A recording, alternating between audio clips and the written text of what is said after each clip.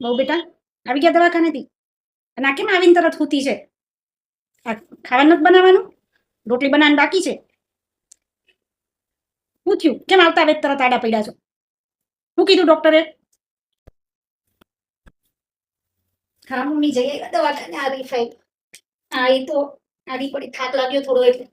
હા ડોક્ટરે એમ કીધું બહુ મહેનત વાળું કામ નથી કરવાનું અને બહુ ઊભું રહેવાનું કામ નહીં કરવાનું. થાક વધારે લાગશે, આરામ વધારે કરવાનું, બેડ રેસ્ટ કરવાનું કીધો છે. કામકાજની ના પાડી છે.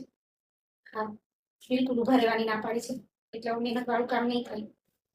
એટલે રોટલી તમે બનાવી નાખશો? હા હવે આંગળું એ તો બધું જો ડોક્ટર તો કીધા કરે જેટલું કામ કરશો ને એટલે તંદુરસ્તી સારી રહેશે અને હુવાવડમાં વાંધો નહીં આવે. એટલે કામ કરો. અમે આ 4 હુવાવડો કરી, કોઈ દાડો આરામ નથી કર્યો. અત્યારે મહેનતના કામ છે જ ક્યાં? ખાલી રસોઈ બનાવવાની હોય છે અને એમાંય કામ તમે થાકી જાઓ. કામ કરો એટલે આ સરસ હુવાવડ થાય, તંદુરસ્તી જળવાઈ રહે. ડોક્ટર તો કીધા કરે. બસ એ બધા આજકાલના ચોચલા છે, બેવલી વહુઓ. અમે હું કઈ હુવાવડ નથી કરી? નવી નવાઈની તું હુવાવડ કરવાની જ. કામે લાગી જાઓ.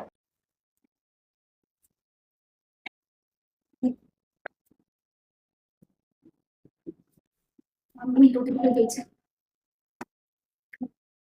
અરે રે મારી દીકરી કેમ આજે અત્યારમાં આવવાનું થયું? અને આ મીઠાઈ લઈને પાછું? હે સારા સમાચાર છે. ઓહો વાહ. દવાખાને જઈને આવ્યા? શું કીધું ડોક્ટરે બેટા? હે બેડ રેસ્ટ કરવાનું કીધું છે? બેટા પથારી નીચે પગ તાર મૂકવાનું નથી હો. થાતું જ ના. ડોક્ટરે કીધું તો ધ્યાન રાખવું જ પડે. તું આજથી બિલકુલ ચિંતા કરતી નહીં. તારે પથારીમાં પગ નીચે નથી મૂકવાનું.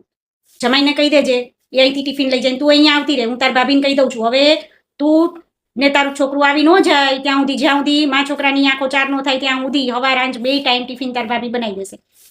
તું તારે શાંતિથી આરામ કર. બેડ રેસ્ટ તો કરવો જ પડે. ડોક્ટરે કીધું એમ હાંચવી પડે. પછી કઈ હા ના થાય તો. એટલે તું તારે બિંદાસ આરામ કરજે. બધું તારી ભાભી તારું હાંચવી લેશે. હા દીદી આવો. સરસ સારા સમાચાર આપ્યું. હા મમ્મી વાત સાચી છે. આરામ તો કરવો જ પડે. ડોક્ટરે કીધું એટલે કરવો જ પડે આરામ. બરાબર વાત છે મમ્મી. ઘરે હોય તો આરામ કરવાનું, હોવું ને તો કામ